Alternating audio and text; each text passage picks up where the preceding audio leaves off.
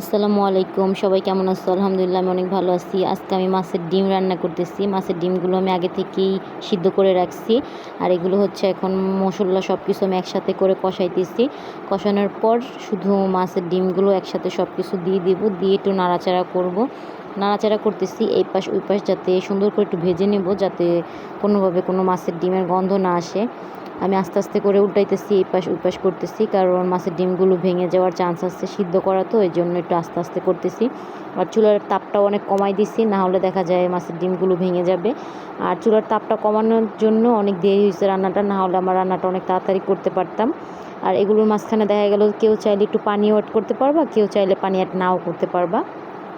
আমি একটু পানি অ্যাড করব, কারণ আমার বাসায় সবাই মাছের ডিম খায় না। এগুলোর মধ্যে যদি একটু মাছের ডিমের মধ্যে দেখা যায় কিছু কিছু সময় একটু কিছু গন্ধ আসে, এই জন্য কেউ খেতে চায় না। এই জন্য একটু পানি অ্যাড করলে এগুলো ভালো, পানি অ্যাড করার জন্যেই সব কিছু আর কি ভালো লাগবে, আর সব কিছু সুন্দরভাবে হয়ে যাবে। পানি অ্যাড করার পর 10 মিনিট 5 মিনিট যে যার মতো রাখতে পারো, 5 মিনিট রাখলেই হবে।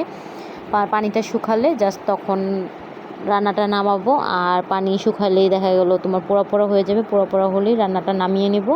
আর নামানোর আগে একটা মশলা দিব, মশলাটা আমি দেখাইনি, আগে অ্যাড করে দিছি। সবাই ভালো থাকবে, সুস্থ থাকবে, আল্লাহ হাফেজ।